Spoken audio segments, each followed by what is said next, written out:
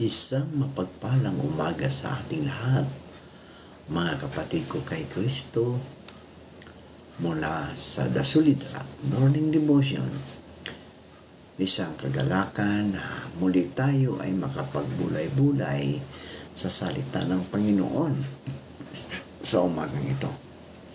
Mga ilang minutong pagbubulay-bulay ng mga salita ng Panginoon upang papurihan at sambahin ang ating Panginoong Hesukristo.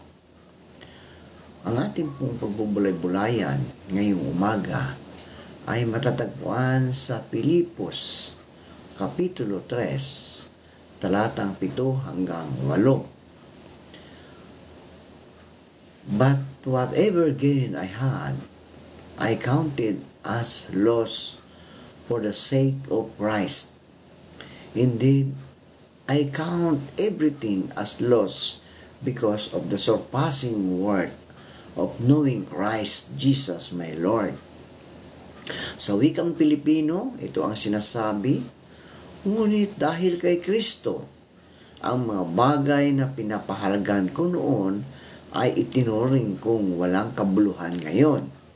Oo, itinuturing kong walang kabuluhan ang lahat ng bagay bilang kapalit ang lalong mahalaga, ang pagkakilala kay Kristo Jesus na aking Panginoon. Ang lahat ng bagay ay pinalagay kong walang kabuluhan, makamtan ko lamang si Kristo. Pinagpala na po tayo sa pagkabasa at pagkarinig ng salita ng Panginoon. Tayo po ay manalangin. Ama naming Diyos na mapagmahal, naririto po ang iyong mga anak upang ikaw ay sambahin sa Espiritu at sa katotohanan sa magandang umaga na iyong ibinigay sa amin. Maraming salamat, Panginoon, sa isang gabing nagdaan sa aming mga buhay na kami ay iyong iniingatan mula sa aming pagtulog. Maraming salamat sa muli mong paggising sa amin, sa muli mong pagbibigay ng buhay, ng lakas at ng karunungan. Sa umagang ito, Panginoon, patuloy kong itinataas sa inyo ang aming mga kababayan, kaibigan na nasa banig ng karamdaman. Patuloy mo silang abutin, O Diyos, at ibalik mo ang mga lakas na nawala dahil sa mga karamdaman. Amin din nilalapit sa inyo, O Diyos, ang mga kaibigan namin na magsisipasok sa kanilang mga trabaho sa araw na ito. Ingatan mo sila, O Diyos, dahil madulas ang kalsada dahil sa ulan, Panginoon.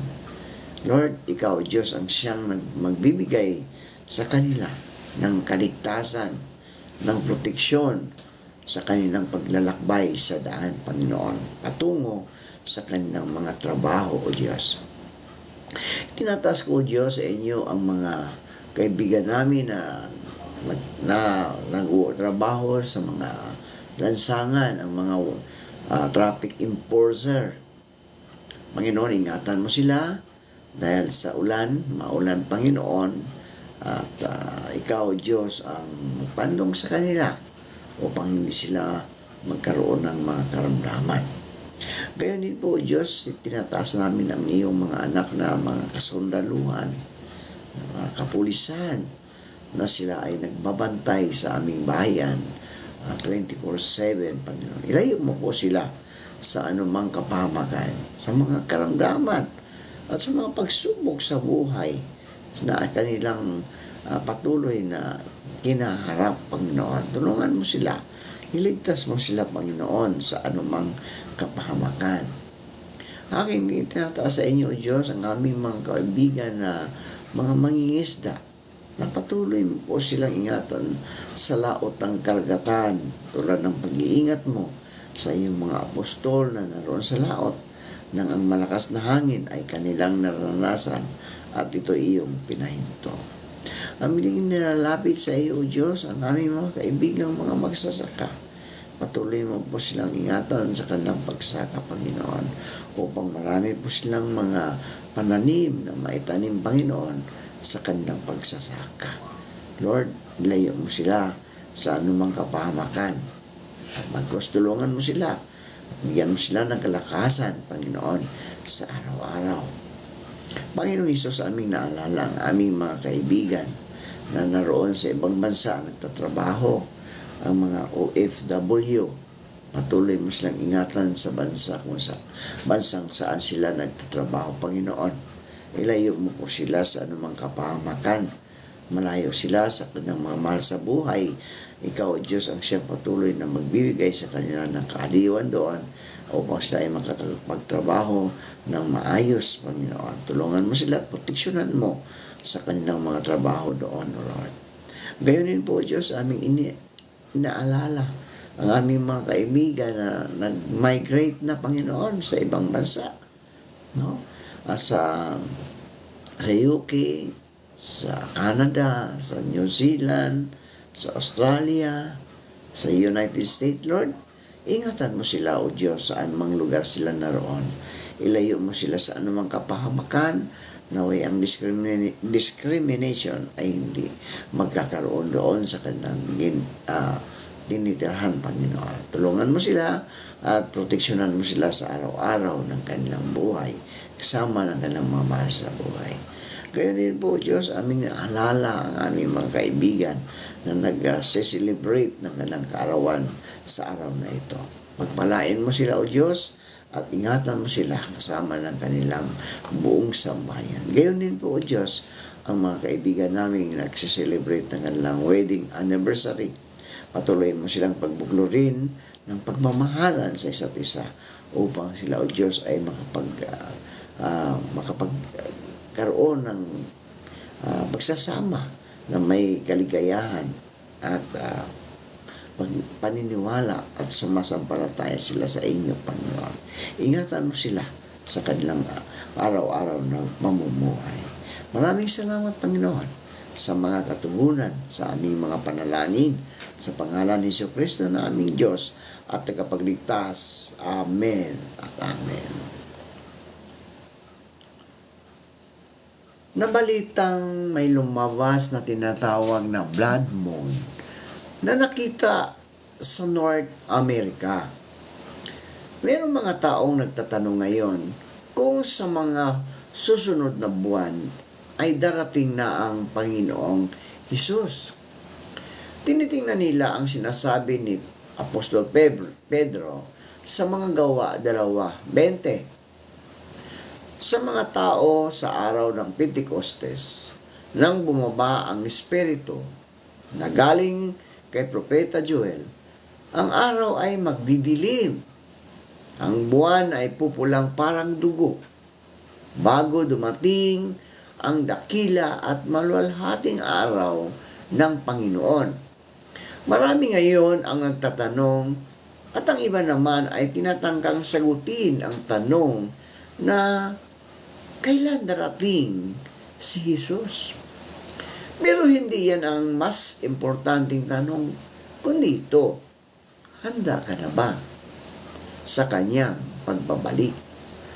Tulad ng sinabi ni kasunod ni Pedro, ang sinumang tumawag sa pangalan ng Panginoon ay maliligtas. Sa Lucas 12, makikita natin na nakaraang talata na hindi maliligtas ang mga taong tulad ng mga di nananalig sa Diyos. Literal yun. All the nations of this world na pinagkakaabalahan ang mga bagay sa mundong ito.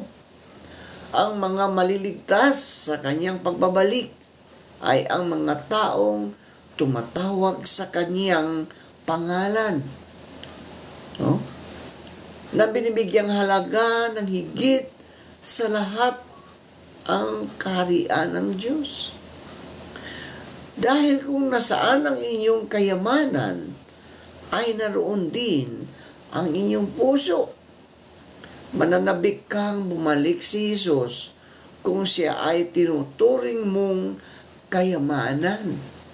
Pero, di ka mananabik kung satisfied ka na sa mga bagay dito sa mundo.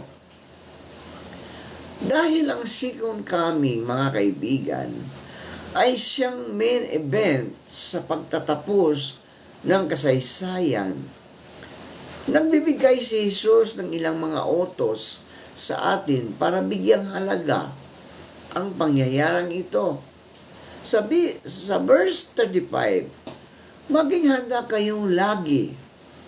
Stay dressed for action, na sinalin mula sa Greek na gird up your loins.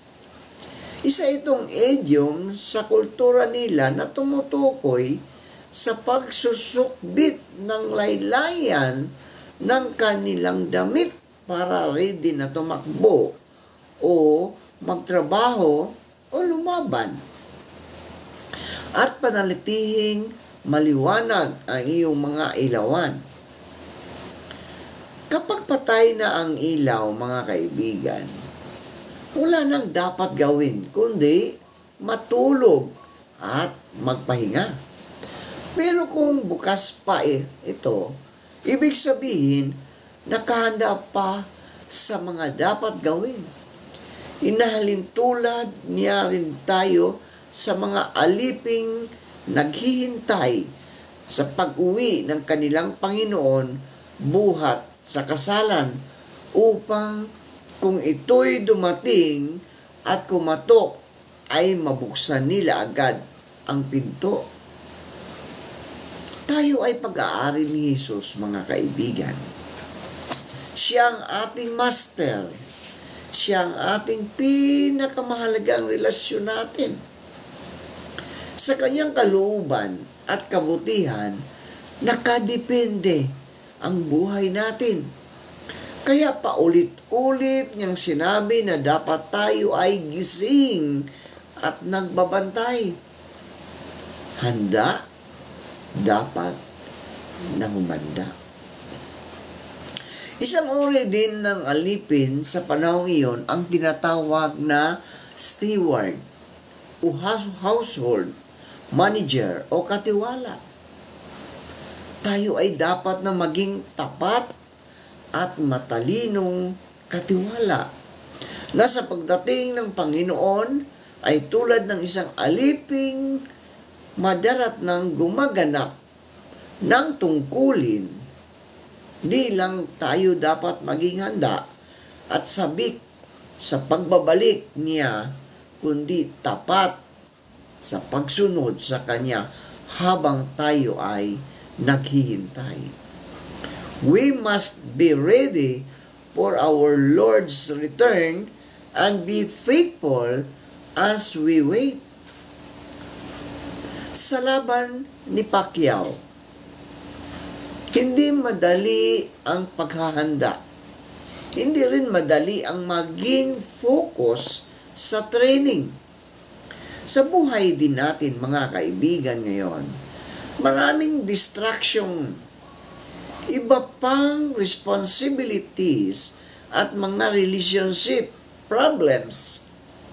Bukod pa sa $20 million na guaranteed na matatanggap ni Pacquiao, kasama pa ang shares sa pay-per-view, mas mahalagang motivation sa kanya ang maibalik ang honor o kasikatan sa kanya bilang isang boxing champion para maging masigasig sa paghahanda sa pagdating ng Panginoon.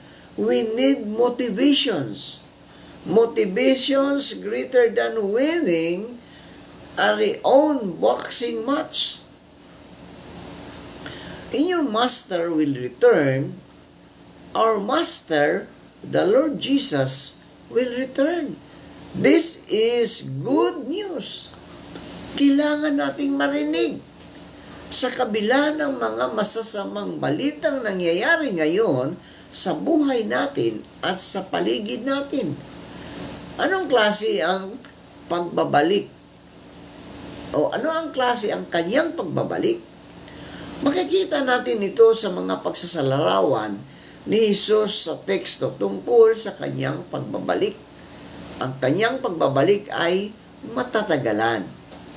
At least, sa pananaw natin, ikinumpara tayo sa mga aliping naghihintay sa pag-uwi ng kanilang Panginoon buhat sa kasalan.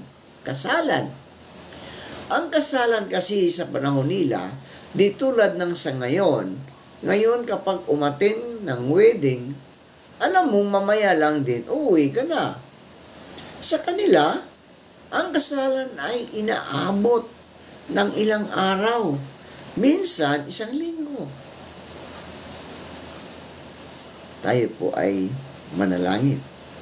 Salamat, Panginoon, sa mga salitang aming na pagbubulay-bulayan ngayong umaga.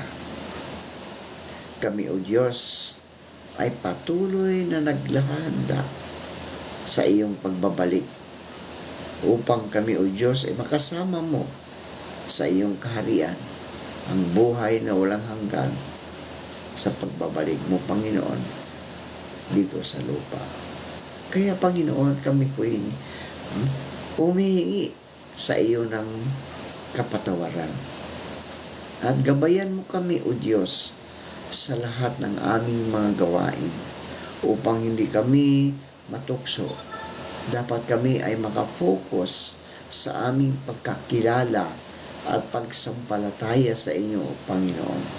Tulungan mo kami, O Diyos, na hindi kami mabuyo sa anumang mga kasalanan.